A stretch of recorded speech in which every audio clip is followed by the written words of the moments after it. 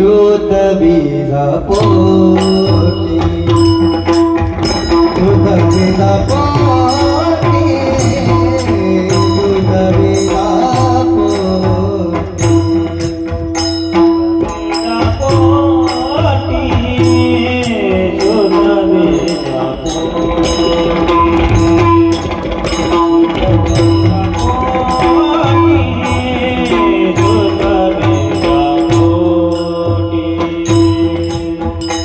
शुद्ध बीज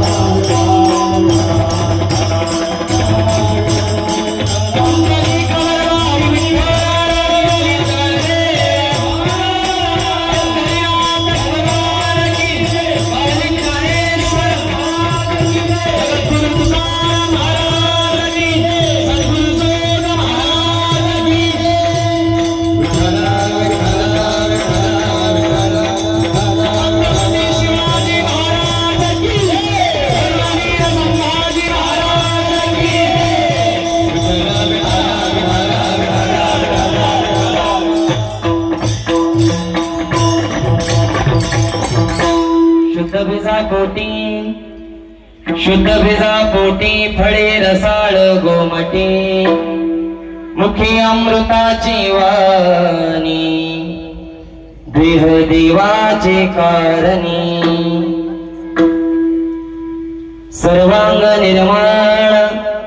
सर्वांग निर्माण चित्त जैसे गंगाजळ मुखी अमृताची वाणी देह देवाचे कारणी तुका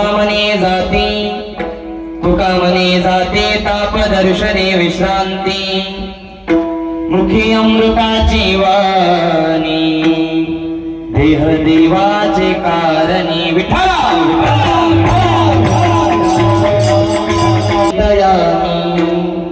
जयांचे केले स्मरण होय सकळ विद्येचे अधिकरण तेची वंदू श्री चरण श्री गुरूंचे ते नमस्कारोनी आता काय माझी वाणी मानेल संतांसी रंजवू चित्तासी आपुलिया माझी वाणी तुझे वर्णी गुणना ऐसे देई प्रेम काही कळा नमो विठ्ठला राजया पांडुरंगा नमो रुक्मिणी माऊली ज्ञान गंगा नमो पुंडलिका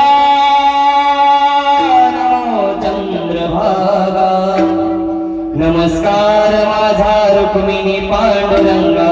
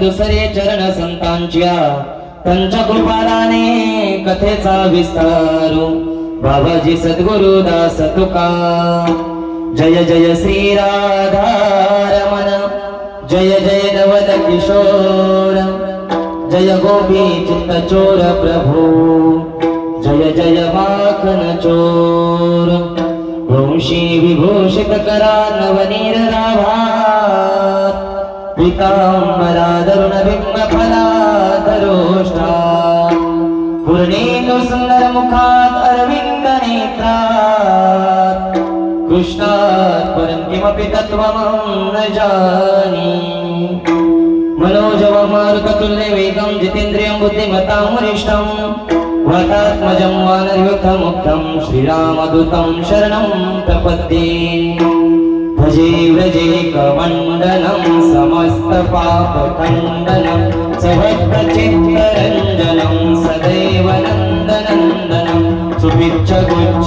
मस्तकं सुनादवेणुहस्तकं अरङ्गरङ्गसागरं नमामि कृष्णनागरं नमामि कृष्णनागरं नमामि कृष्णनागरम् रायगडी मंदिरी वसे माझा राया रायगडी मंदिरी वसे माझा राया चरणासी अर्पितो अजन्म ही काया जगदीश्वरासी जोडली ज्याची ख्याती प्रथम वंदितो तुम्हा छत्रपती अलंकापुरी रम्य सिंहासनस्थं पदाम्बुज तेजस्पृदिक्प्रदेशं विधीन्द्रादिदैवे सदा स्तूयमानं समाधिस्थं मूर्तिं भजे ज्ञानदेवं नमो नालेश्वर नमो नालेश्वर नमो नालेश्वर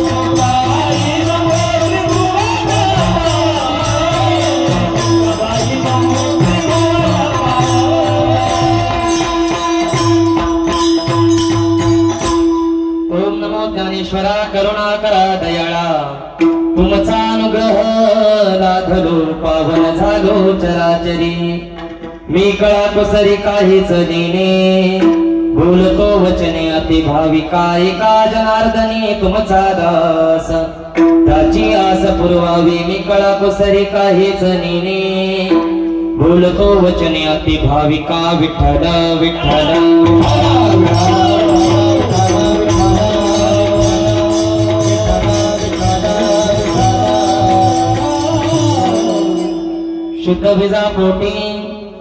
शुद्ध बीजा पोटी फळे रसाळ गोमटी मुखी अमृताची वाणी देह देवाचे कारणी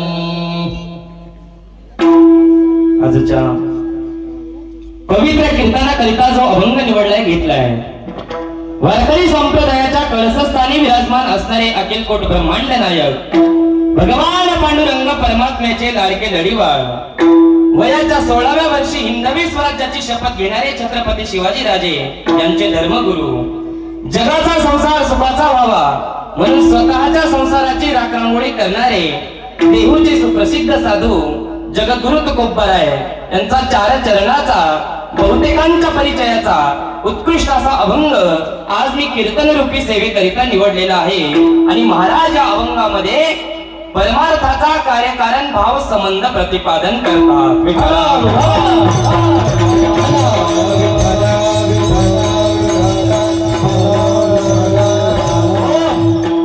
महाराज म्हणतात तुम्ही जर बीज शुद्ध लावत असाल तर तुम्हाला फळ शुद्ध मिळेल शुद्ध बीजा पोटी फळे रसाळ गोमटी मग काही साधक लोकांनी तुकोबरायांकडे प्रश्न केला का हो महाराज शुद्ध बीज लावल्यानंतर जे फळ जन्माला येतं तर त्याची वाणी कशासारखी असते तर महाराज दुसऱ्या चरणात सांगतात मुखी अमृताची वाणी महाराज सांगतात त्याची वाणी ही अमृतासारखी गोड असते आणि त्याने आपला देह फक्त देवाच्याच कारणासाठी समर्पित केलेला असतो. देह देवाचे कारणी. ऐका, शुद्ध बीज लावल्यानंतर जे फळ जन्माला येतं, महाराज सांगतात त्याची वाणी अमृतासारखी गोड असते. त्याने आपला देह फक्त देवाच्याच कारणासाठी समर्पित केलेला असतो. एवढंच नाही तर त्याचं सर्वांग हे निर्मळ असून चित्त गंगा जळासारखं पवित्र असतं. सर्वांग निर्मळ चित्त जैसे गंगाजळ. मग ऐका, शुद्ध बीज लावल्यानंतर जे फळ जन्माला येतं, एक नंबर त्याची वाणी अमृतासारखी गोड असते. त्याने आपला देह फक्त देवाच्याच कारणासाठी समर्पित केलेला असतो. एवढंच नाही तर त्याचं सर्वांग हे निर्मळ असून चित्त गंगा जळासारखं पवित्र असतं. ऐका दादा, ज्याचं चित्त गंगा जळासारखं पवित्र असतं, ज्याचं सर्वांग निर्मळ असतं, ज्याने आपला देह फक्त देवाच्याच कारणासाठी समर्पित केलेला असतो, ज्याची वाणी अमृतासारखी गोड असते, असा जो महात्मा आहे, असा जो साधक आहे, अशा महात्म्याचं, अशा साधकाचं आपल्या जीवनामध्ये दर्शन झालं की आपल्या जीवनातील तापत्रय निघून जातात. तुका म्हणे जाती ताप दर्शने विश्रांती, मुखी अमृताची वाणी, देह देवाचे कारणी. अभंगाचा शब्दशः भावार्थ. आता कीर्तन संपलं तरी चालेल. चालेल का? नाही चालणार. विठाला विठाला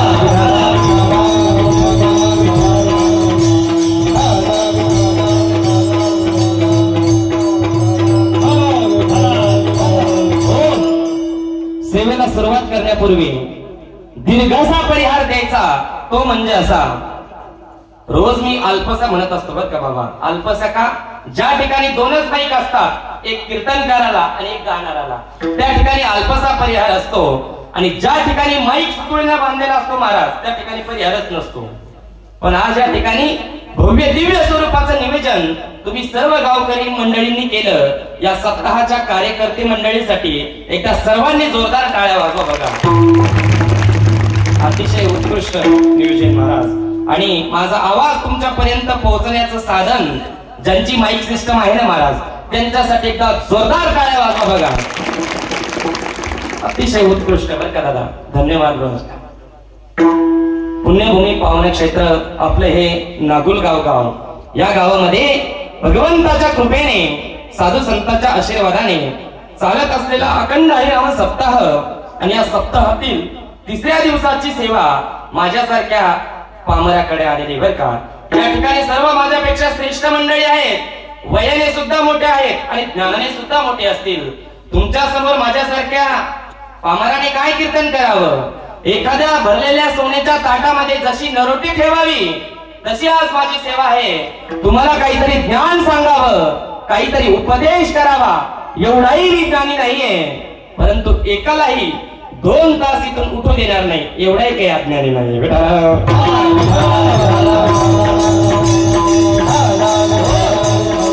मला इथं येण्याचा योग ज्यांच्यामुळे आला, समस्त ग्रामस्थ, नागुलगाव मंडळी आणि माझा आणि कार्यकर्ते मंडळीचा काही परिचय नव्हता. पण आपल्याच गावातील एक छोटे छोटे 3 बाल कीर्तनकार, बाल वारकरी रत्न, आपल्या गावचं भूषण असणारे ज्ञानेश्वर भोरे, कार्तिकेश्वर भोरे आणि श्रेयश भोरे गेल्या 7-8 महिन्यापासून आमच्या संस्थेमध्ये ज्ञानार्जन करत आहे. त्यांच्या पालकाकडून आमच्या हनुमंत दादांना त्यांनी संपर्क केला आणि हनुमंत दादांनी मला कॉल केला आणि या ठिकाणी सर्वांच्यामुळे मला या ठिकाणी येण्याचा योग आला आणि तुम्हा मायबाप श्रोत्यांचाही दर्शनाचा योग आला. हे मी प्रथमतः माझं परम भाग्य समजतो. त्याचबरोबर माझ्या कीर्तनासाठी उपस्थित असणारे सर्वच गुणीजन मंडळी. महाराजांचं नाव प्रशांत महाराज पालकर. अतिशय उत्कृष्ट आवाज बाबांचा आहे बरं का. त्याचबरोबर गांजे महाराज. आता आधी करून सर्वच बरं का. आता काही जण म्हणतील आमचं नाव कायच्या तोंडाला चावलं असतं का?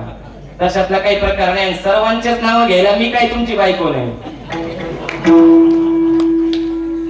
कुणाचं नाव मी घ्यावं आणि त्याचं नाव मी घेतल्याने मोठं व्हावं असं काही नाही.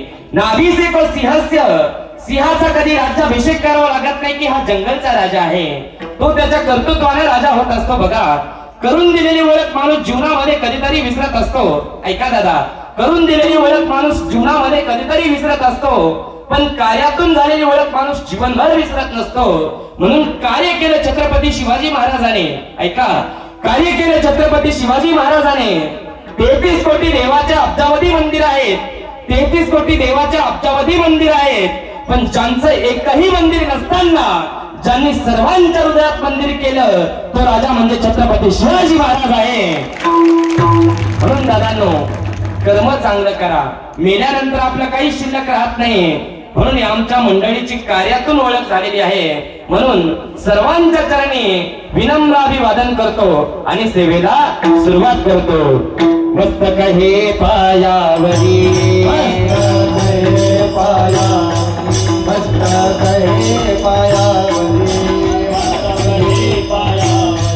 या वारकरी संतांचा, या वारकरी संतांचा.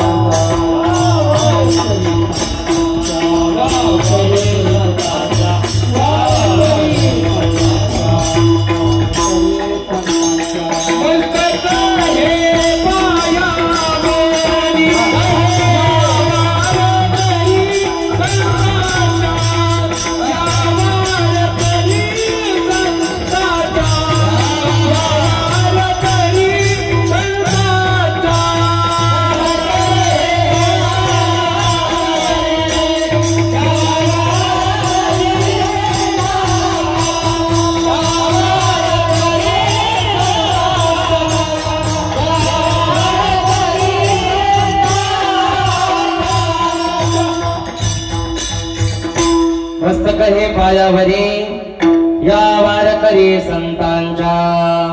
सेवेसाठी निवडलेला अभंग जगद्गुरु तुकोबाराय यांचा आहे. या अभंगामध्ये जगद्गुरु तुकोबाराय परमार्थाचा कार्यकारण भाव संबंध प्रतिपादन करतात. अभंगाचा प्रतिपाद्य विषय असा आहे, आपण जसं कर्म करत असतो ना तसं आपल्याला फळ मिळत असतं. मग आपण जर चांगलं कर्म केलं तर आपल्याला चांगलं फळ मिळत असतं, आणि आपण जर वाईट कर्म केलं तर आपल्याला वाईट फळ मिळत असतं. जैसे ज्याचे कर्म तैसे फळ देतो ईश्वर, जगी जीवनाचे सार घ्यावे जाणून सत्वर, जगी जीवनाचे सार घ्यावे जाणून सत्वर. जैसे ज्याचे कर्म तैसे फळ देतो ईश्वर. आपण जसं कर्म करत असतो ना तसं आपल्याला फळ मिळत असतं. मग तो कुणीही असू द्या, ज्याच्या त्याच्या कर्माने त्याचं त्याला फळ मिळत असतं. विठाला विठाला.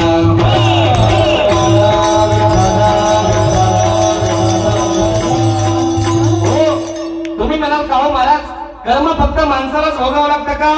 कुणीही असू द्या, आमदार असेल, खासदार असेल, प्रधानमंत्री असेल, कुणी असेल, ज्याने जसं कर्म केलंय ना त्याला तसं भोगावंच लागतं.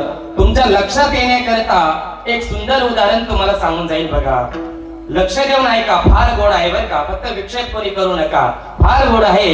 2 सोन्या चांदीचे व्यापारी होते आणि त्या सोन्या चांदीच्या व्यापाऱ्यांनी दिवसभर एका बाजारामध्ये जाऊन व्यापार केला आणि रात्र झाल्यानंतर, ऐका, सायंकाळ झाल्यानंतर त्या व्यापाऱ्यांनी आपल्या सोन्याच्या बॅगा उचलल्या. आता पूर्वीचा काळ असल्यामुळं व्यापाऱ्यांकडे आताच्या गाड्यासारख्या गाड्या नव्हत्या, गाडी बैल होती. त्या गाडी बैलामध्ये व्यापाऱ्यांनी आपल्या सोन्याच्या बॅगा उचलल्या, गाडीमध्ये टाकल्या, गाडीला बैल जुंपले आणि व्यापारी घराच्या दिशेने निघाले. जसे जसे व्यापारी घराच्या दिशेने जाऊ लागले ना दादा, तसा तसा अंधार वाढू लागला आणि अंधार वाढल्यामुळं व्यापाऱ्यांना भीती वाटू लागली. त्यांना असं वाटू लागलं की आपल्याजवळ भरपूर सोनं आहे, कदाचित चोरांनी आपल्याला अडवलं तर, आपल्याला मारलं तर, आपलं सोनं घेऊन गेले तर, अशी त्या व्यापाऱ्यांना भीती वाटू लागली. त्यांना असं वाटू लागलं की आजची रात्र आपल्याला कुणाच्या तरी आधाराची गरज आहे, असा मनात विचार आला. आणि मनात विचार आल्यानंतर त्यांना लांब असा एक बल्ब चमकताना दिसला. त्या बल्बच्या दिशेने व्यापारी चालले आणि बल्बच्या जवळ गेल्यानंतर त्यांना भला मोठा एक असा बंगला त्यांना दिसला. एका श्रीमंत माणसाचा तो बंगला होता दादा. 400-500 गायी बांधलेल्या होत्या, 400-500 म्हशी बांधलेल्या होत्या. श्रीमंत माणसाचा तो बंगला होता. व्यापारी बंगल्याच्या समोर गेले. बंगल्याचा मालक बाहेर आला आणि यांना विचारलं, कोण तुम्ही? यांनी सांगितलं, दादा आम्ही सोन्या चांदीचे व्यापारी आहोत. दिवसभर आम्ही एका बाजारामध्ये जाऊन व्यापार केलाय, पण आता आमचं घर दूर आहे, रात्र अंधार झालेली आहे, आमच्याजवळ भरपूर सोनं आहे, आम्हाला खूप भीती वाटते. आमची एक विनंती आहे दादा तुम्हाला, की आजची रात्र आमची तुमच्याकडे मुक्कामाची व्यवस्था होईल का? असा प्रश्न विचारल्यानंतर त्या बंगल्याच्या मालकाने सांगितलं, काहीही काळजी करू नका. काय? काहीही काळजी करू नका. समोर जो गादी पलंग दिसतोय ना, गादी पलंग, त्या गादी पलंगावर माझे 2 मुलं रोज झोपलेले असतात, परंतु आज माझे दोन्ही मुलं शेतामध्ये काम करण्याकरता गेलेले आहेत आणि सकाळपर्यंत ते काय येणार नाही, त्याच्यामुळे त्या गादी पलंगावर तुम्ही अगदी बिनधास्तपणे झोपा. आणि असं सांगितल्याच्या नंतर व्यापारी बरोबर 10 वाजता त्या गादी पलंगावर झोपले. किती वाजता झोपले दादा? 10 वाजता व्यापारी गादी पलंगावर झोपले. पण कर्म किती बेकार असतं बघा. 10 वाजता व्यापारी गादी पलंगावर झोपले, पण बरोबर रात्री 11 वाजता त्या बंगल्याच्या मालकाच्या मनामध्ये असा विचार आला की आपल्याला अजून श्रीमंत व्हायचंय. कळतंय ना माझं बोलणं? त्यानं काय केलं, बरोबर रात्री 11 वाजता 2 मारेकऱ्याला बोलावून घेतलं आणि सांगितलं, हे बघा हे 2 सोन्या चांदीचे व्यापारी आहेत. दिवसभर यांनी एका बाजारामध्ये जाऊन व्यापार केलाय, थकलेले आहे, अगदी गाढ झोप लागलेली आहे. तुम्ही काय करायचं, बरोबर पहाटे 3 वाजता यायचं, या दोघांना ठार मारायचं, निम्म सोनं तुम्ही घ्यायचं आणि निम्म सोनं मला द्यायचं, असं यांचं निवेदन ठरलेलं होतं. किती वाजता मारायचं ठरलं माया हो? 3 वाजता मारायचं ठरलं. पण कर्म किती बेकार असतं बघा. 3 वाजता मारायचं ठरलं, पण योगायोगाने शेतात गेलेली जी 2 मुलं होती ना बाबा, ती 2 मुलं पहाटे 2 वाजताच घरी आली आणि आपल्या जागेवरती कुणीतरी झोपलंय म्हणून त्या दोघांनी या व्यापाऱ्यांना उठवलं आणि सांगितलं, दादा तुम्ही आमच्या जागेवरती झोपलात. व्यापारी उठले, घड्याळामध्ये पाहिलं तर 2 वाजलेले होते. व्यापाऱ्यांना असं वाटलं, आपल्याला सुद्धा आता हळूहळू जाण्याकरता काही हरकत नाही, कारण आपण रस्त्याला लागेपर्यंत हळूहळू पहाट होणारच आहे आणि पहाट झाली म्हणजे लोक झोपेतून उठणारच आहे. कारण पूर्वीच्या काळामध्ये लोक पहाटे 4 वाजताच उठायचे, बरोबर? आता पहाटे 9 ला उठत येतं, आहे का नाही? आताचा विषय वेगळा आहे. व्यापाऱ्यांनी घड्याळामध्ये पाहिलं, आपल्या सोन्याच्या बॅगा उचलल्या, गाडीमध्ये टाकल्या, गाडीला बैल जुंपले आणि व्यापारी घराच्या दिशेने निघून गेले. आणि शेतामधून जी 2 मुलं आली होती ना दादा, ती 2 मुलं त्या गादी पलंगावर झोपले आणि बरोबर 3 वाजता ते 2 मारेकरी आले. आलेल्या मारेकऱ्याला काय माहिती होतं, या गादी पलंगावर बंगल्याच्या मालकाचे मुलं आहेत का व्यापारी आहे? त्यांना काय माहिती होतं दादा? त्यांनी कुठलाही विचार न करता त्या 2 मुलांचा काटा काढला. कशा करता मी हे सांगितलं? फक्त कर्म करायचं ठरवलं होतं, ठरवलं, अजून केलं सुद्धा नव्हतं. करण्याच्या अगोदरच त्याचं फळ भोगावं लागलं. म्हणून आमचे नाथ मला सांगतात कर्म झाले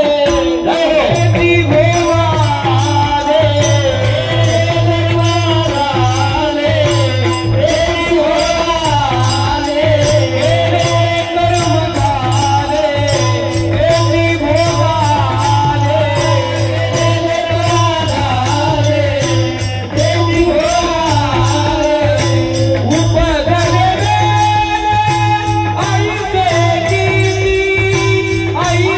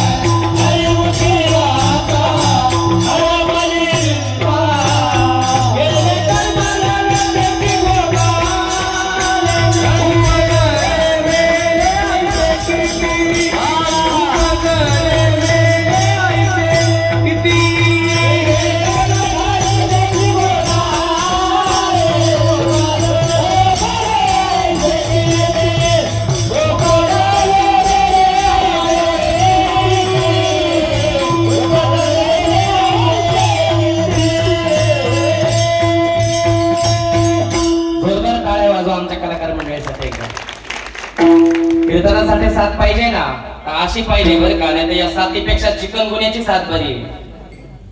आपण काहीतरी म्हणायचं पाठीमागच्या काहीतरी वेगळंच म्हणायचं. बाबा आता 8 दिवसापूर्वी माझं मुंबई जवळ कीर्तन होतं काल्याचं, आणि त्या ठिकाणी मी भगवान श्रीकृष्णाचा जन्म झाला, भगवान श्रीकृष्ण परमात्मा रांगू लागले असा प्रसंग सांगत होतो.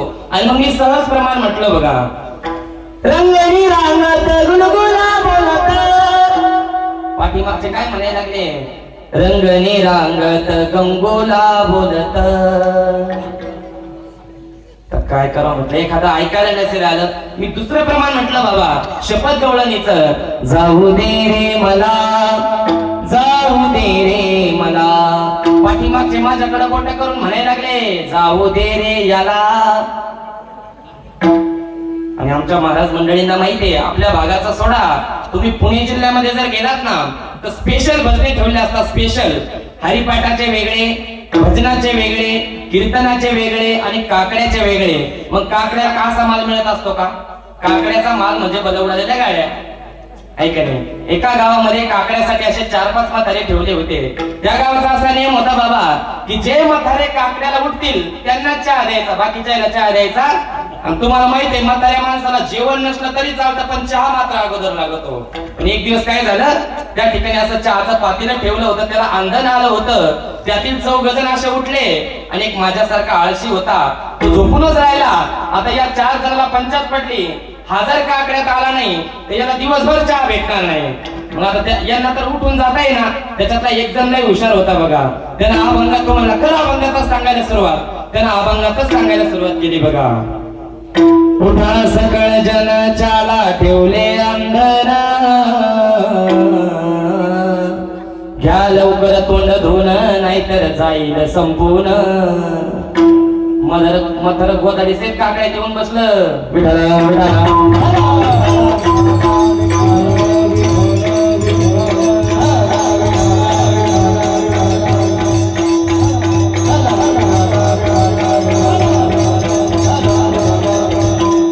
सुंदर प्रमाण दिले महाराजांनी. केले कर्म झाले त्याचे भोग आले, उपजले मेले ऐसे किती. आजपर्यंत कितीही आले आणि कितीही गेले महाराज, पण ज्याने जसं कर्म केलंय ना त्याला तसं भोगावंच लागतं. मग तुम्ही म्हणाल का हो महाराज, कर्म फक्त माणसालाच भोगावं लागतं का? तर नाही नाही नाही नाही, ऐका ऐका ऐका, कर्म फक्त माणसालाच भोगावं लागतं का? नाही नाही नाही, माणसाला तर कर्म भोगावंच लागतं. पण पुढचं ऐका, नामा म्हणे कर्मने खा देवाधिका चुकेना. देवाला देखील कर्म चुकत नाही दादा. देवाची गोष्ट सोडून द्या, देवाच्या बापाला देखील कर्म चुकत नाही. कर्मे श्रीराम वनवासा गेला.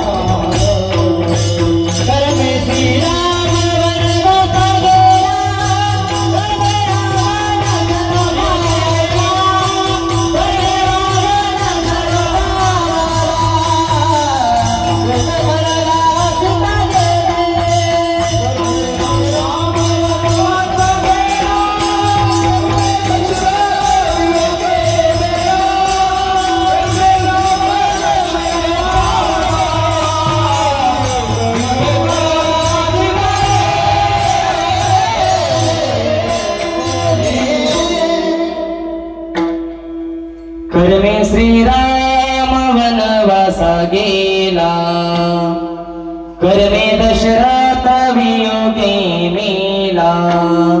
राम प्रभू हे देव होते देव. राम प्रभूची गोष्ट सोडून द्या, त्यांना तर कर्म भोगावंच लागलं, पण राम प्रभूचे वडील दशरथ राजा, त्या दशरथ राजाला देखील कर्म चुकलं नाही दादा, म्हणजे देवाच्या बापाला देखील कर्म चुकलं नाही. तुम्ही रामकथा ऐकून असाल, रामकथेमध्ये फार गोड प्रसंग आलेला आहे बघा. प्रभू रामचंद्राचा 14 वर्षाचा वनवास निश्चित ठरला जातो. राम प्रभू, लखनजी आणि सीता माता वनवासाला जाण्याकरता निघतात. सुमंत रामप्रभूंना वनवासात सोडण्याकरता बरोबर जातोय. भरत आणि शत्रुघ्न दोघे आपल्या मामाच्या गावाकडे गेलेले असतात. दशरथ राजाचं डोकं कौशल्याच्या मांडीवरती असतं आणि दशरथ राजा रडत असतो. तेवढ्यामध्ये सुमंत रामप्रभूंना वनवासात सोडून परत येतोय. आलेल्या सुमंताला पाहून दशरथ राजाने विचारलं, सुमंता कुठाय माझा राघव? अरे कुठाय माझा लखन? अरे कुठाय माझी सीता? सुमंता एवढं तरी सांग रे, माझ्या रामाने माझ्यासाठी शेवटचा निरोप काय पाठवलाय? त्यावेळेस सुमंतजी सांगतात, मालक तुमच्या रामाने तुमच्यासाठी शेवटचा निरोप एवढाच पाठवलाय की ज्या दिवशी भरत गादीवरती बसेल ना, ऐका, ज्या दिवशी भरत गादीवरती बसेल ना, तो दिवस आम्हाला कळवा, आमची कुटिया सुद्धा सजवलेली असेल. याला रामायणातलं बंधुप्रेम म्हणतात. आणि असं ऐकल्याच्या नंतर दशरथ राजाच्या डोळ्यामध्ये पाणी आलं आणि दशरथ राजा ढसा ढसा रडू लागला महाराज. आणि दशरथ राजाला रडताना पाहून सुमंताने विचारलं, मालक क्षत्रिय धर्मातली माणसं तुम्ही मरण समोर आलं तरी रडत नाही, तुमच्या डोळ्यामध्ये पाणी? त्यावेळेस दशरथ राजाने सांगितलं, सुमंता मी नाही रडत रे, बघ या समोरच्या भिंतीवरचं चित्र मला रडवतंय. काय सांगताय मालक ते चित्र? अरे ऐक ना सुमंता, 2 आंधळे मायबाप आहेत, त्यांचा एकुलता एक मुलगा, त्याचं नाव होतं श्रावणबाळ. आणि तो श्रावणबाळ आपल्या आंधळ्या मायबापाला घेऊन काशी यात्रेला निघाला. वाटेत तहान लागली म्हणून त्यानं आपल्या आंधळ्या मायबापाला एका झाडाखाली बसवलं आणि हातामध्ये कमंडलू घेऊन पाणी आणण्याकरता निघाला. एका तलावाच्या काठाला तो मुलगा आला. ज्या तलावाच्या काठाला तो मुलगा आला होता ना, त्याच तलावाच्या काठाला मी असा एका झाडावरती बांध लावून बसलेलो होतो. कुणीतरी एखादा पक्षी, एखादा प्राणी पाणी पिण्याकरता येईल, आलेल्या पक्षाची, आलेल्या प्राण्याची आपण शिकार करायची, असं माझं नियोजन ठरलेलं होतं. तेवढ्यामध्ये त्या मुलाने आपल्या हातातील कमंडलू त्या पाण्यामध्ये बुडवला आणि पाण्याचा आवाज माझ्या कानावरती पडला. ऐका, पाण्याचा आवाज माझ्या कानावरती पडला बरोबर मी माझ्या धनुष्यामधून बाण सोडला. माझ्या धनुष्यामधून बाण निघाला आणि तो बाण जाऊन त्या मुलाच्या छातीमध्ये लागला. दादा शरणाला तो धावून आला काळ, हिवळला श्रावण बाळ. त्या ब्राह्मण पुत्रा बघुनी शोकाकुल झाला नृमनी, असवे अनुने नयने तो बदला अंत तुझ्या नाशाला. मी पापी कारण बाळा शराला तो धावून आला.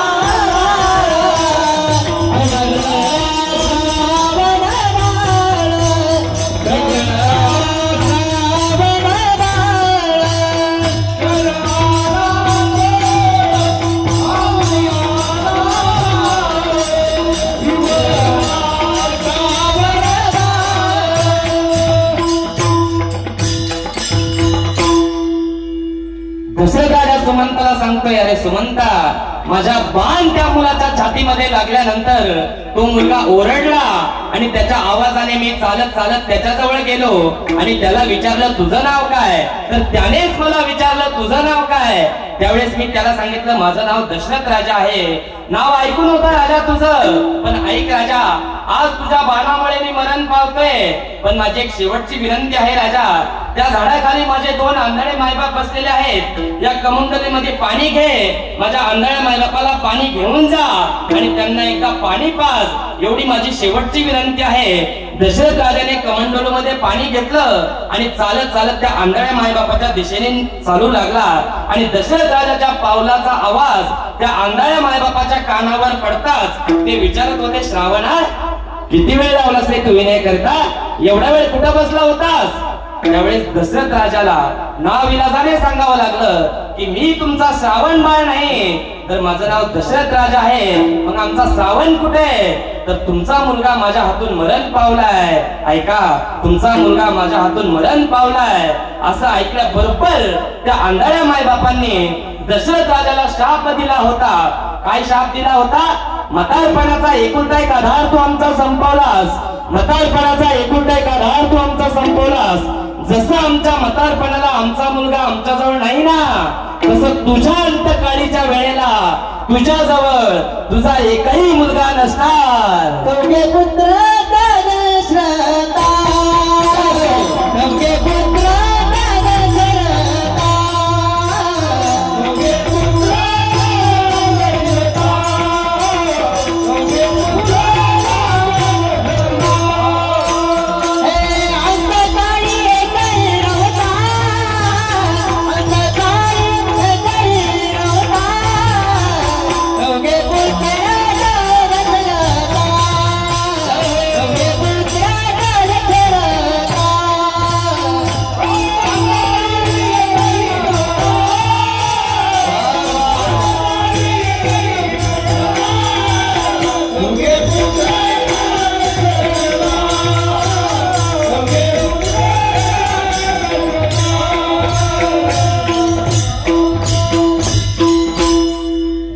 चौघे पुत्र त्या दशरथा, अंतकाळी एकही नव्हता. जसं कर्म केलं होतं तसं भोगावं लागलं होतं. दशरथ राजाची गोष्ट सोडून द्या. कर्मे रावण क्षयो पावना. एवढा श्रीमंत रावण. किती श्रीमंत? 80,000 बायका, 1 लाख पोरं आणि 1.25 लाख नातू. आमच्यातला एक जण मला म्हणे, महाराज त्याने एवढ्या कशाला केल्या होत्या? म्हटलं तुला का किराणा भरून द्यायचंय का? होत्या होत्या. अहो, आमच्या जगद्गुरु तुकोबारायांनी एवढा 4-4.5 हजार अभंगाचा गाथा लिहिला. पण त्याच्यामध्ये तुकोबारायांनी एकच अभंग असा लिहिला की तुकोबाराय रावणाच्या संपत्तीचं वर्णन करतात. कोटी घरे जेथे काशे आणि तांब्याचे, शुद्ध कांचनाचे 7 कोटी. 7 कोटी घर रावणाचे सोन्याचे होते. पण एवढा श्रीमंत असणारा रावण, पण त्या रावणाला सुद्धा माझ्या रामप्रभूच्या हाताने मरावं लागलं. म्हणजे कर्म कधीच कोणाला चुकत नाही.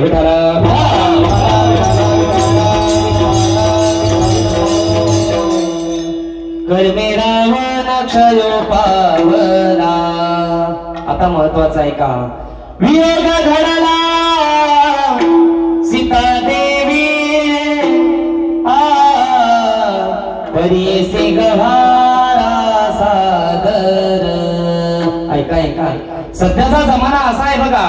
सध्याची परिस्थिती अशी आहे, ज्या माणसाला महिन्याला 50,000 रुपये पगार आहे ना बाबा, त्याच्या बायकोला चपलाचे 20 जोड आहे. 20 म्हणजे किती चपला?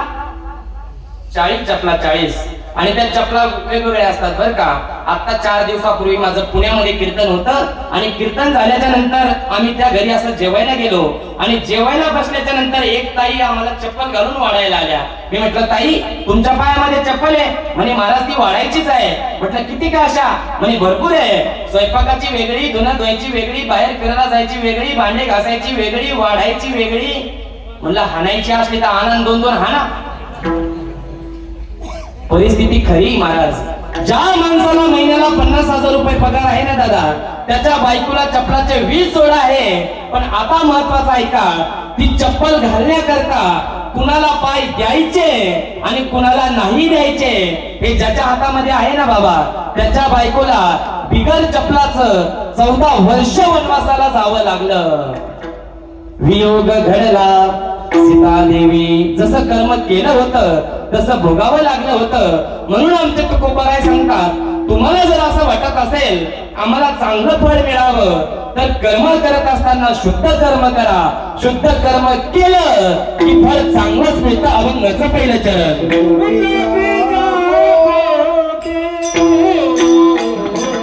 वा वा वा.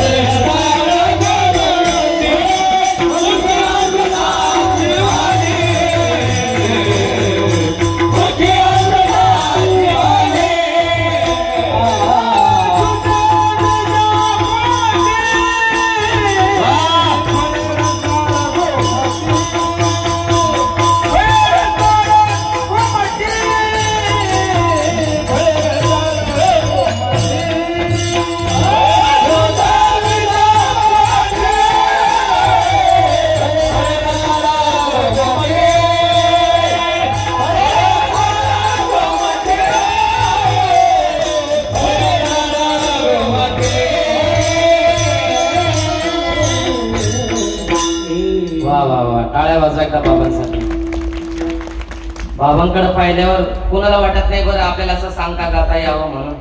आता या मुलांकडे पाहिल्यानंतर, बाबांकडे पाहिल्यानंतर असं कुणाला वाटत नाही की आपला मुलगा सुद्धा असा गाणारा निघावा.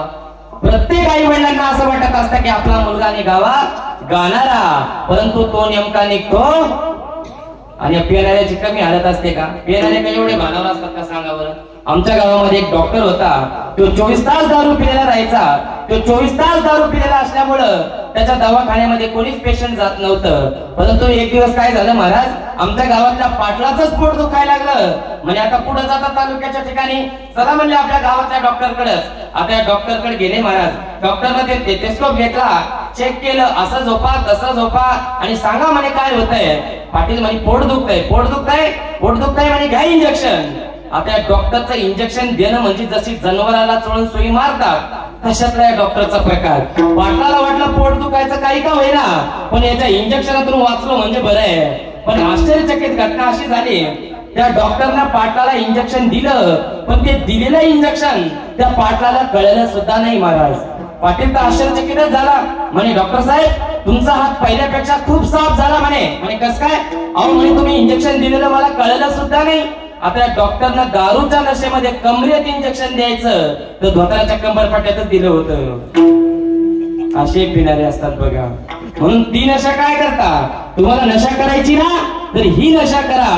जाम पर जाम पीने से क्या फायदा, जाम पर जाम पीने से क्या फायदा, रात में पियोगे तो सुबह उतर जाएगी, लेकिन एक बार हरि नाम का प्याला पीकर दे तेरी जिंदगी सुधर जाएगी. ताकद नामस्मरणांची आहे. विठाला विठाला.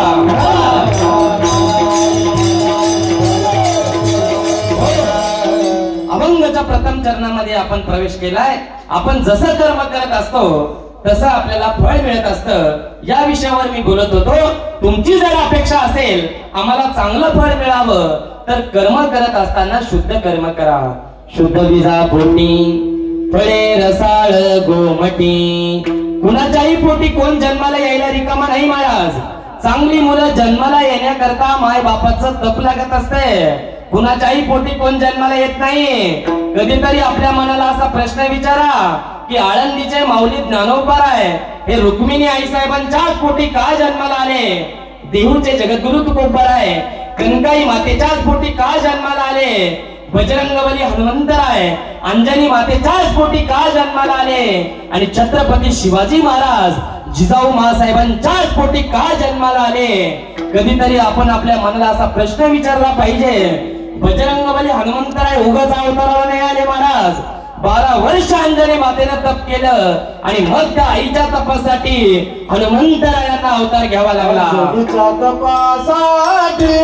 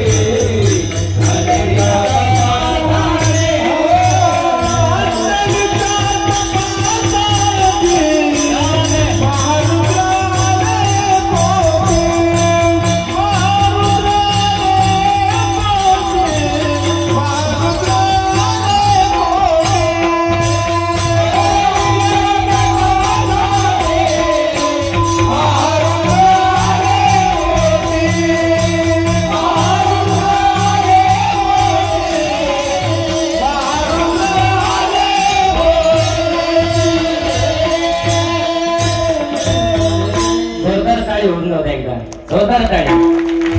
वा वा वा. अंजनीच्या तपासाठी महारुद्र आले पोटी. 12 वर्ष अंजनी मातेने तप केलं आणि मग त्या आईच्या तपासाठी हनुमंतरायांना अवतार घ्यावा लागला. कुणाच्याही पोटी कोण जन्माला येत नाही. चांगली मुलं जन्माला येण्याकरता माय बापाचं तप लागत असते. कुणाच्याही पोटी कोण जन्माला येत नाही. विठाला विठाला. आणि महिला मंडळींसाठी एक सांगून जाईल, चांगली मुलं जन्माला यावी असं जर तुम्हाला वाटत असेल, बरं चांगल्या मुलांचं सोडून द्या. भगवान श्रीकृष्णाला जर परत जन्माला आणायचं असेल तर माझ्या कीर्तनातून 4 गोष्टी घरी शिकून जा. लक्ष देऊन ऐका. गरोदरपणामध्ये ज्ञानेश्वरी वाचण्यासाठी जवळ ठेवा छोटी. गरोदरपणामध्ये ज्ञानेश्वरी वाचण्यासाठी जवळ ठेवा छोटी. रामकृष्ण हरी म्हणा तुम्ही घरी बनवताना रोटी. संतांचा आशीर्वाद घ्या कोट्यान कोटी. आणि मग बघा भगवान श्रीकृष्ण येतील तुमच्या पोटी. काय येणार नाही महाराज देव. संस्कृती सुधारली की देव अवताराला येत असतो. म्हणून चांगली मुलं जन्माला यावी असं जर तुम्हाला वाटत असेल तर शुद्ध कर्म करा. शुद्ध बीजा पोटी फळे रसाळ गोमटी. 4 वर्ग मी तुम्हाला सांगतो. पहिला वर्ग असा आहे, बीज शुद्ध आहे पण फळ अशुद्ध आहे. दुसरा वर्ग असा आहे, बीज अशुद्ध आहे पण फळ शुद्ध आहे. तिसरा वर्ग असा आहे, बीजही अशुद्ध आहे आणि फळही अशुद्ध आहे. आणि चौथा वर्ग, बीजही शुद्ध आहे आणि फळही शुद्ध आहे.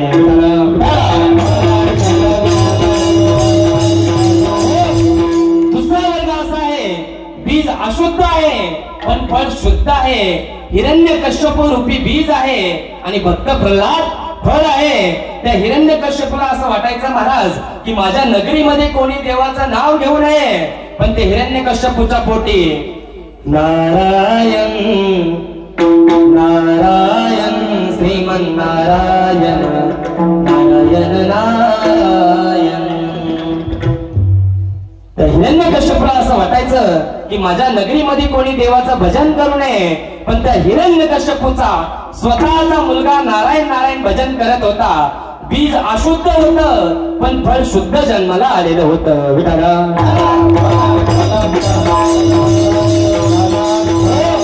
तिसरा वर्ग असा आहे, बीजही अशुद्ध आहे आणि फळही अशुद्ध आहे.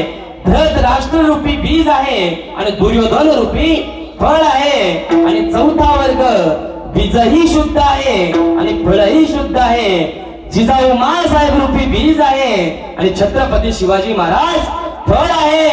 हे जर नसेल कळालं तर कबीर रूपी बीज आहे आणि कमाल रूपी फळ आहे. शेवटच्या श्वासापर्यंत कबीर महाराजाने देवाचंच नामस्मरण केलं आणि शेवटच्या श्वासापर्यंत कमाल महाराजाने सुद्धा देवाचंच नामस्मरण केलं. ऐका, वारकऱ्याच्या जेवणासाठी स्वतःच्या मुलाचं मुंडकं छाटणारा बाप आजपर्यंत कुठंच पाहिला नाही महाराज. सुंदर प्रसंग आहे, लक्ष देऊन ऐका. एकदा कबीर महाराजांच्या घरी एक पत्र आलं होतं आणि त्या पत्रामध्ये एक मजकूर असा होता की उद्या 10 वारकरी आम्ही तुमच्या घरी जेवायला येणार आहोत. आणि कबीर महाराजांनी ते पत्र वाचलं आणि पत्र वाचल्याच्या नंतर कबीर महाराज घराच्या कोपऱ्यामध्ये बसून रडू लागले. तेवढ्यामध्ये त्यांचा शाळेला 1ली 2रीला जाणारा मुलगा शाळेतून घरी आला आणि त्यानं आपला बाप रडताना पाहिला आणि त्याने विचारलं, बाबा तुम्ही रडताय बाबा?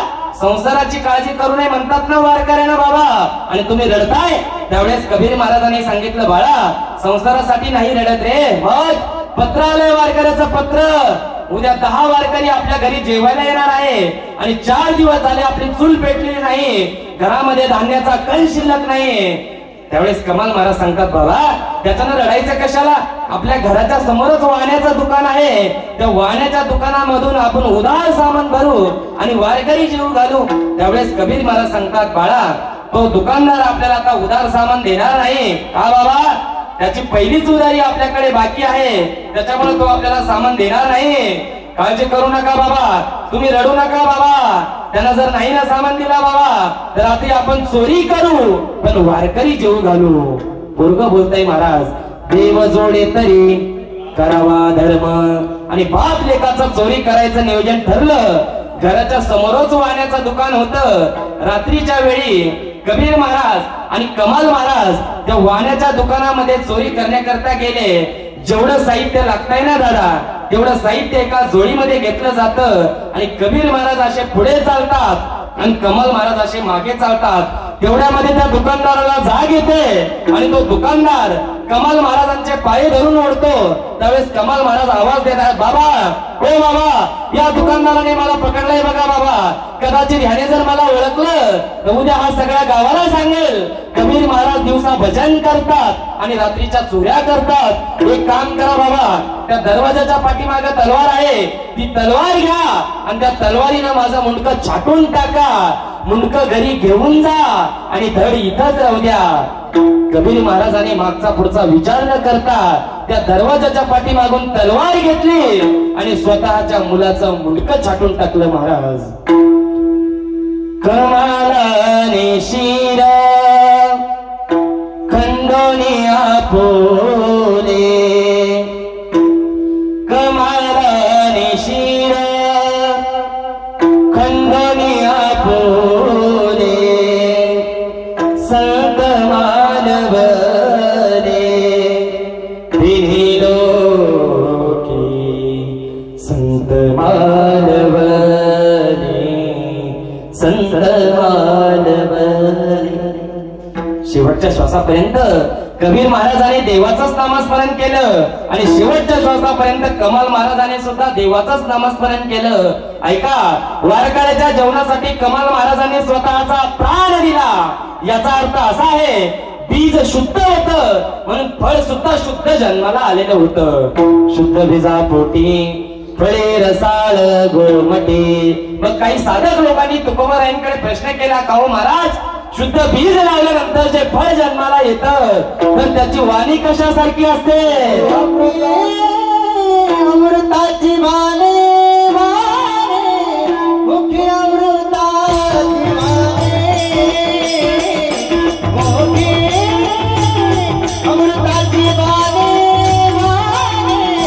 मुखी अमृताची वाणी.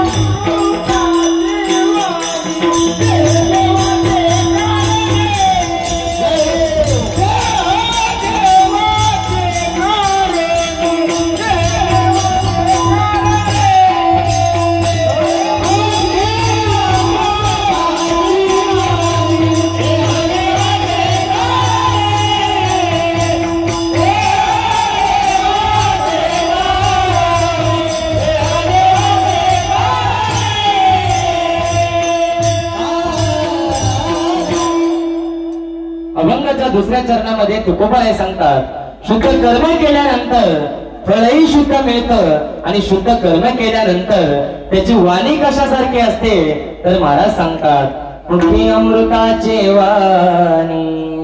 म्हणून माणसाला नेहमी गोड बोलायचं बघा, थोडेच बोलायचं पण गोड बोलायचं. गोड बोलण्यामध्ये जेवढी ताकद आहे ना तेवढी ताकद कशामध्येच नाही. आणि काहीला सर्व जमतं पण बोलणं जमत नाही बरं का.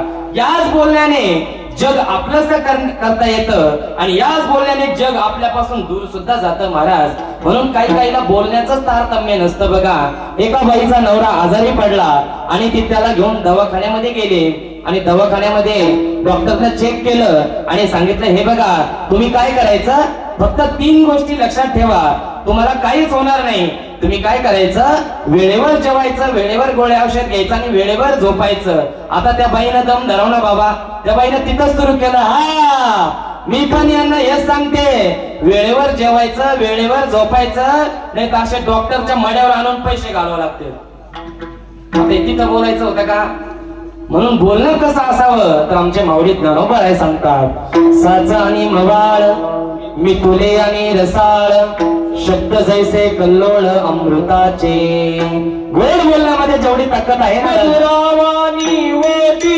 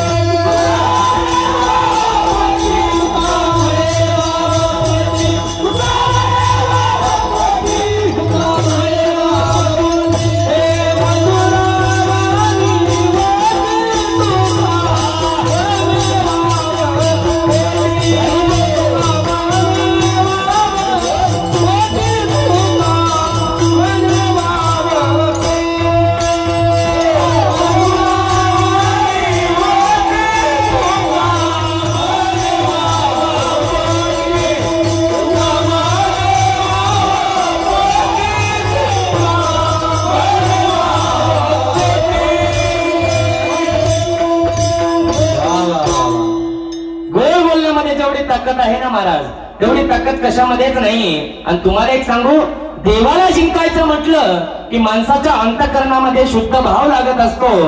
शत्रूला जिंकायचं म्हटलं की माणसाकडे कपट लागत असतंय. मित्राला जिंकायचं म्हटलं की माणसाकडे सत्य लागत असतंय. आणि समाजाला जिंकायचं म्हटलं ना बाबा तर माणसाचं बोलणं गोड लागत असतंय. तुमच्या अंतःकरणामध्ये शुद्ध भाव असू द्या, देव तुमच्या घरी येईल. तुम्ही कपट वापरा, तुमचा शत्रू कधी तुम्हाला वरचढ ठरणार नाही.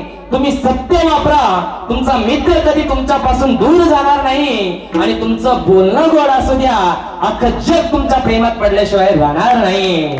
ती ताकद गोड बोलण्यामध्ये आहे बघा. म्हणून महाराज सांगतात मुखी अमृताची वाणी. या नरदेहाचा आपण कधी विचार केला का हो. आपण कुठून आलो, आपल्याला कुठं जायचं, आपल्याला काय करायचं, कहा गए तो कहा नहीं और क्या लाए तो कुछ नहीं. भगवंताने आपल्याला सुंदर नरदेह दिला. कशा करता देवी दिला देह भजना घोमटा तुया झाला फाटा बाधिकेचा. बर का महाराज एकाला मी असं विचारलं म्हटलं का हो आपल्याला नरदेह कशा करता दिला. तो म्हणे काय महाराज खायचं प्यायचं आईस करायची मेलं की गेलं. त्यानं पक्का आपल्या जीवनाचा असा अर्थ काढला की खाण्यापिण्याकरिता आपल्याला नरदेह दिला. त्यानं लगेच मला प्रमाण म्हणून दाखवलं बघा. देवी दिला देह भोजना गोमाता. असे कमी डोक्याच्या आमच्या महाराज मंडळींना लय भेटतात बघा. या कमी डोक्याच्यांना नको तिथं डोकं लावायची लय सवय असते. जरा लक्ष देऊ नये का. एक असं कमी डोक्याचं न्हाव्याच्या दुकानामध्ये गेलं आणि त्या न्हावी दादाला डोकं लावित बसलं. म्हणे का हो न्हावी दादा तुम्ही किती वर्ष झाले म्हणे दाढ्या करता. तो न्हावी दादा म्हणे मी 15 वर्ष झाले म्हणे मी दाढ्या करतो. 15 वर्ष झाले म्हणे 15 वर्षामध्ये तुम्हाला कधी गाढवाची दाढी करायचा टाइम आला का. तो न्हावी म्हणे नाही पहिलाच टाइम आहे. काहीला कळलं काहीला घरी गेल्यावर कळलं. विठाला विठाला. आणि तुम्हाला सांगू कुणाच्याही नादी लागायचं महाराज पण या छोट्या छोट्या मुलाच्या कधीच नादी नाही लागायचं. बघा ते कसे बसले उलटे तोंड करून. लय विचित्र असतात बरं का. आता मागच्या उन्हाळ्यामध्ये माझं वर्ष श्राद्धाचं कीर्तन होतं, त्यावेळेस माझ्याकडे मोठी गाडी नव्हती बरं का बाबा. मी बसनं प्रवास करायचो. कीर्तन 11 ते 1 कीर्तनाचा टायमिंग होता आणि मी त्या ठिकाणी 9:30-10 वाजताच त्या गावामध्ये गेलो. एक मुलगा पळतच आला, मला म्हणे बाबा बाबा कीर्तनाला आलात ना? म्हटलं हो. म्हणे कीर्तनाला अजून उशीर आहे, चला आपल्या घरी चहा घ्यायला. म्हटलं असं म्हणतो. गेलो महाराज त्याच्या घरी चहा घ्यायला आणि त्यांच्या कॉटवरती बसल्यानंतर तो असा पाठीमागे गेला. त्याची मम्मी शेजारच्या घरी गेलेली होती. तो पाठीमागे गेला आणि माझ्याकडे परत आला. मला म्हणला बाबा नाही असं करता का? आताच माझ्या मम्मीने एक भांड भरून ताक काढून ठेवलंय, एक तांब्या भरून ताकच आणू का? म्हटलं असं म्हणतो ये घेऊन. पाठीमागे गेला, एक तांब्या भरून ताक घेऊन आला. मी तो तांब्या तोंडाला लावला, घटा पिऊन घेतलं.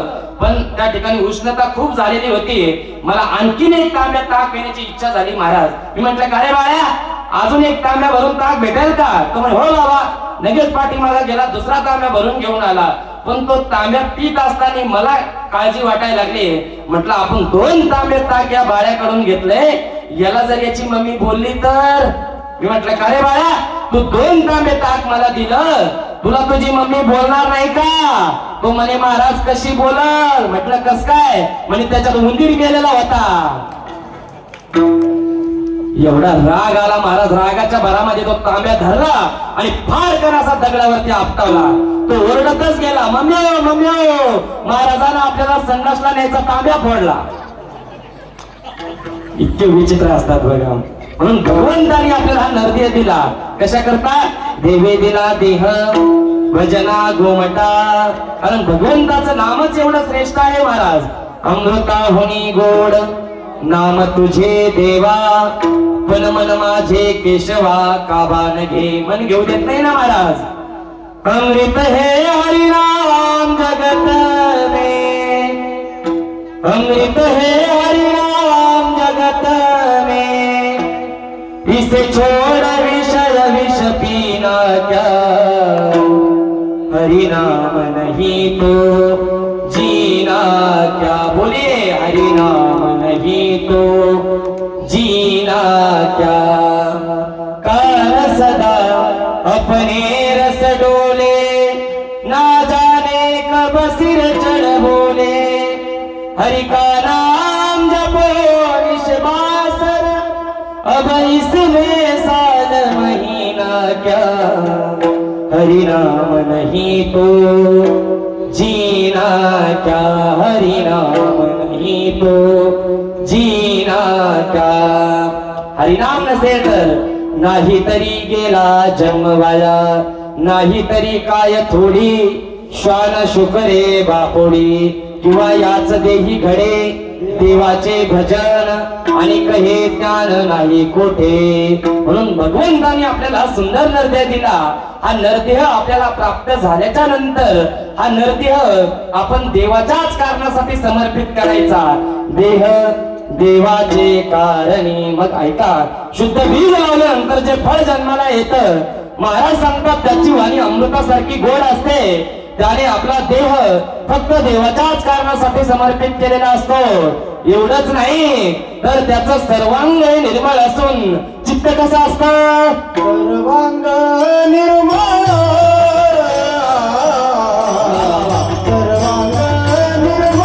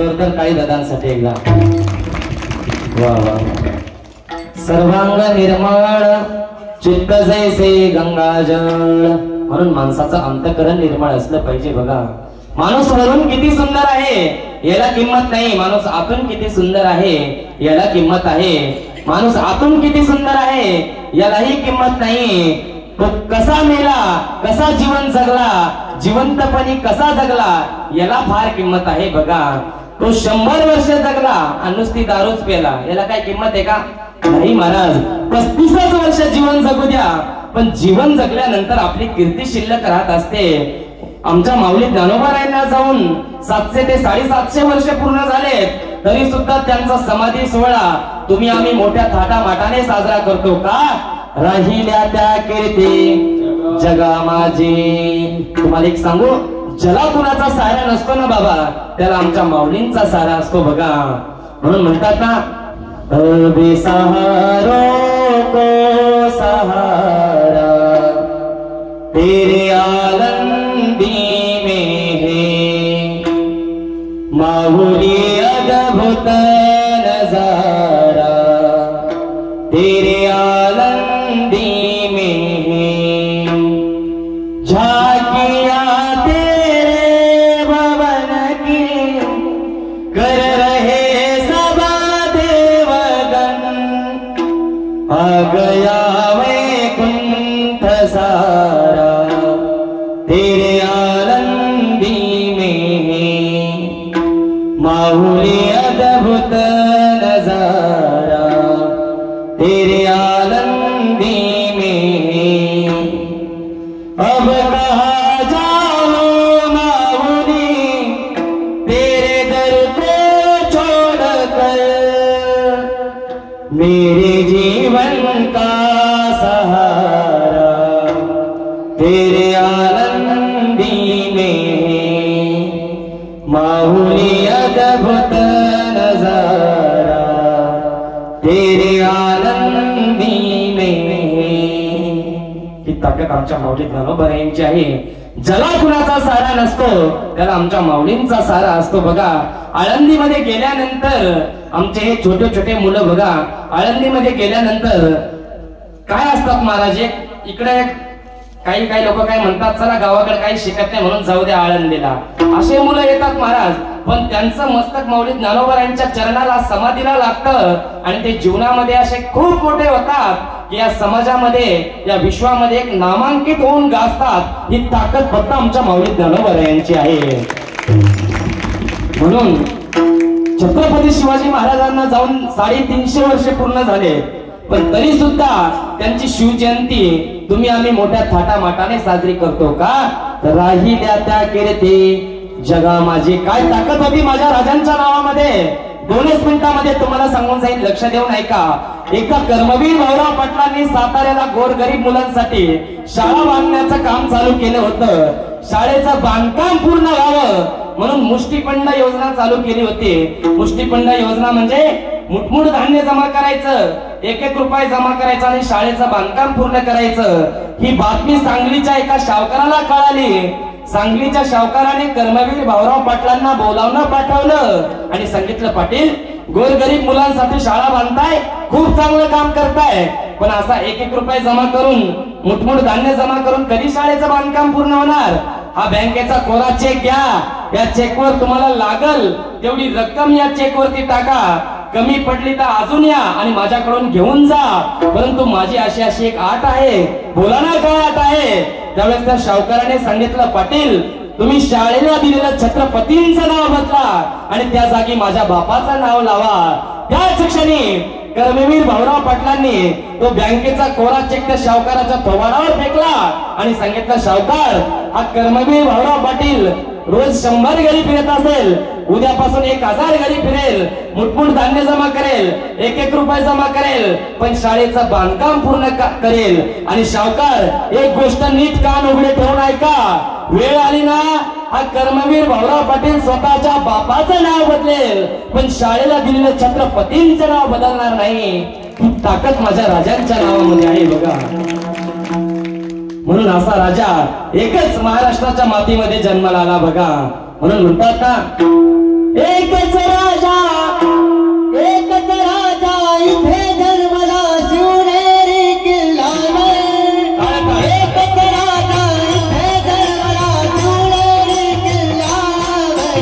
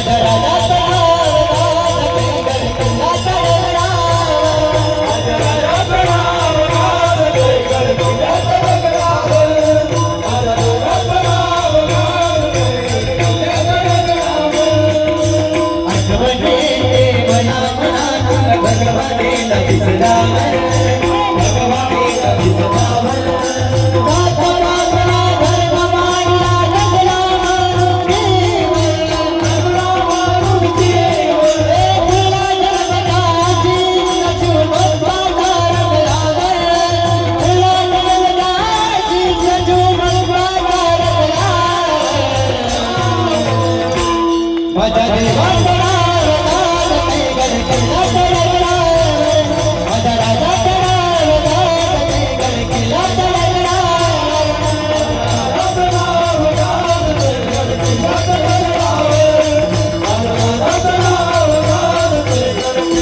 गगनावर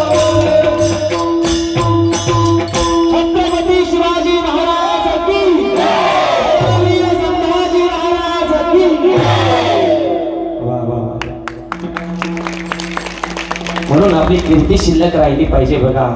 एकदा वारकरी संप्रदाय नियमपूर्वक जेवढे पुरुष मंडळी असतील सर्वांनी एकदा हात वरती करा बघा. ज्यांना माहिती आपण पुरुष आहे त्यांनाच करा, बाकीचे राहू द्या बरं का.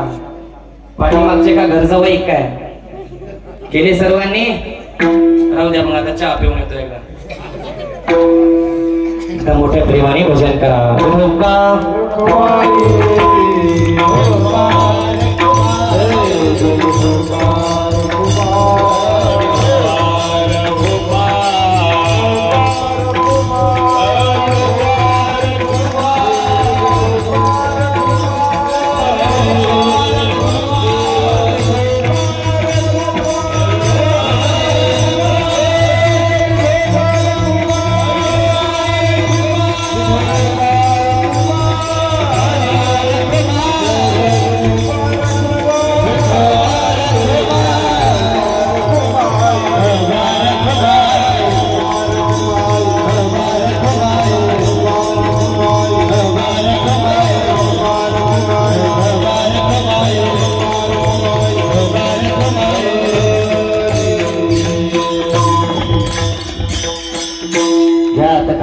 घ्या राहिलेच नाही तर घेता कोणाचे. तुम्ही तरी कसं मस्त भजन केलं. तुम्हाला काय झालं होतं माता मावले हो. आजकाल तुमचा जमाना यायचं काय खरं नाही. घरात का तुम्ही यायचं काय चालू देता का. घरात बायको म्हणते तुम्हाला ना अजिबातच अक्कल नाही. बसला ना गुपचूप हे काय नाही. आणि 50% आरक्षण आलंय. बया माणसाच्या तुलनेत पुढे कमी राहिले का मला सांगा तुम्ही. पूर्वी माणसं वरातीने नाचत होते, आता महिला सुद्धा नाचताना दिसत आहेत. पूर्वी माणसं जीन्स पॅन्ट घालायचे, आता महिला सुद्धा घालताना दिसत आहेत. पूर्वी माणसाचे कटिंगीचे दुकान होते, आता महिलांचे सुद्धा काय म्हणतात त्याला ब्युटी पार्लर. आजी तुम्हाला माहिती आहे का ब्युटी पार्लर? नाही, लय माग राहिल्या कस काय तुम्ही? अहो शास्त्र असं सांगताय की सौभाग्यवती स्त्रीनं केस कापले नाही पाहिजे. शास्त्र असं सांगताय की सौभाग्यवती स्त्रीनं डोक्यावरचा पदर खाली पडू नाही दिला पाहिजे. आता नका घेऊ, आता फक्त लक्ष द्या.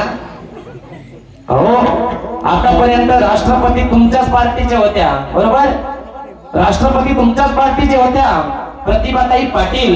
पण मला तुम्ही एक सांगा, तुम्ही ज्या वेळेस प्रतिभाताई पाटलांना टीव्ही वरती पाहिलं त्यावेळेस त्यांच्या डोक्यावरचा पदर खाली पडलेला होता का? कुणाचं सांगता मी? राष्ट्रपतीचं.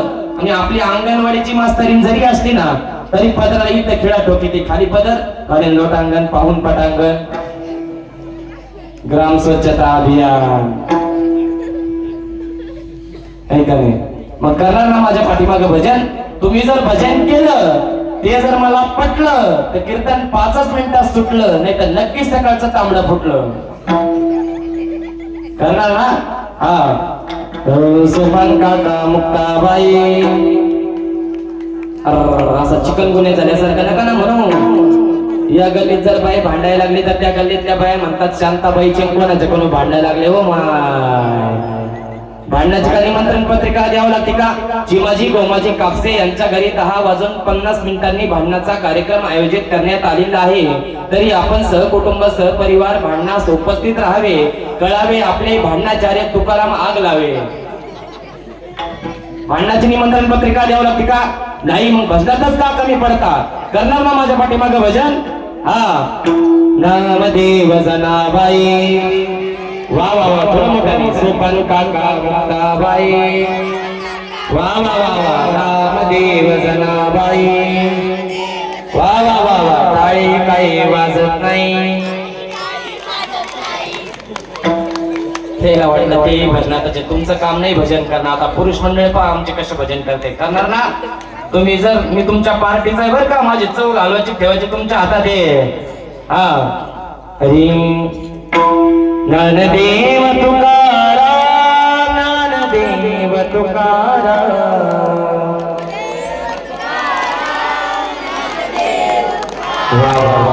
सुंदर भजन. एकदा महिला मंडळ, पुरुष मंडळ, शेवटचं भजन फक्त एकदा सर्वांनी एकदा हात वरती करा बघा. सर्वांनी ज्याला भगवंतांनी हात दिलेत सर्वांनी हात वरती करा.